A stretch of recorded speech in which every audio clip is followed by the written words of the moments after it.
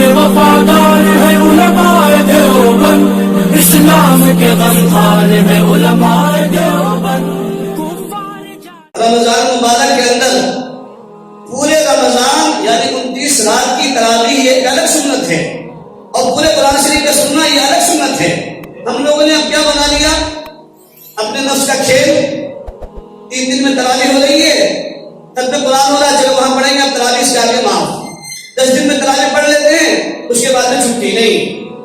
ترک تراویح کا گناہ آپ کو ملے گا، ترک کلام کا بھی گناہ آپ کو ملے گا۔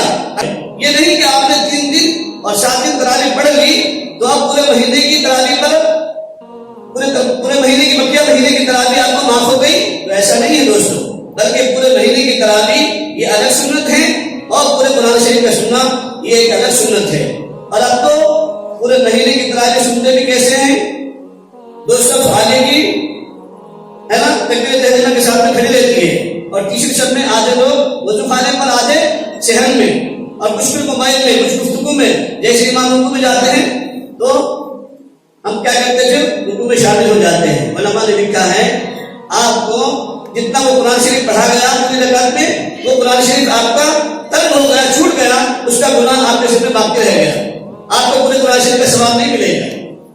پورے قرآن شریف کا ثواب جب ہی ملے گا جب آپ شروع سے ہی تراویح میں شریک رہیں گے، ہے نا؟ تو اس کی بھی کوشش کریں گے انشاءاللہ ہم پورے مہینے کی تراویح اہتمام کے ساتھ میں پڑھیں گے انشاءاللہ۔ پڑھیں گے نا؟ اگر کوئی کاروبار بزنس میں اتنا مشغول ہے کہ پورا قرآن شریف سننا اس کے لیے مشکل ہے، تو وہ 10 دن میں قرآن شریف سن لیں، یہ الگ بات ہے، لیکن پھر بھی وہ 10 دن کی تراویح ہم کو معلوم ہے کہ کیسے پڑھا جاتا ہے اور کیسے ہم سنتے ہیں۔ اللہ ہمیں معاف فرمائے۔ یہ ہم نے اپنے نفس کے چوچلے بنا لیے ہیں، ہے نا، سہولت کے لیے، حالانکہ شریعت میں ایسی کوئی سہولت نہیں اس طریقے کی۔ ہاں وہ زمانہ تھا صحابہ کا، وہ زمانہ تھا مولانا اجاز صاحب رحمۃ اللہ علیہ کا، کہ ان کے یہاں 3 دن ختم ہوتے تھے، 10 دن میں ختم ہوتا تھا، لیکن ان کی تراویح 9 بجے شروع ہوتی تھی، اور شہر کے وقت ختم ہونے سے 1 گھنٹہ پہلے ان کی تراویح ختم ہوتی تھی۔ اتنا ترتیب سے ہے نا آہستہ آہستہ قرآن پڑھا جاتا تھا۔ لیکن اب ہمارے 10 دن کی تراویح میں ہم خود اندازہ لگائیں کہ پڑھنے والا کیا پڑھ رہا ہے انشاءاللہ، اور سننے والے کو کیا سمجھ میں آ رہا ہے۔ اب تو ہماری اسپیچ اور میں دوڑ اس پر لگتی ہے کہ بھائی جہاں پر فاش تراویح ہوتی ہے، ریل حافظ صاحب ہونا چاہیے، اس ریل حافظ صاحب کے پیچھے بھاگیں گے، اور مسجد قاسم میں نہیں بولا وہ امام صاحب ہلو پڑھتے بہت دیر لگاتے، جی بہت دور جاتے ہیں، تو دوستو عجیب نہیں ہے نا۔ اور یہ تو اللہ رب العزت کی طرف سے ہے نا ہمارے لیے سعادت ہے کہ اللہ رب العزت ہمارے گناہوں کو بخش رہا ہے، اور چھوٹے چھوٹے معمولات پر، چھوٹے چھوٹے عمل پر جو ہے نا بڑے بڑے پہاڑوں کے برابر جو ہے ہمارا نامہ عمل میں لکھا جا رہا ہے۔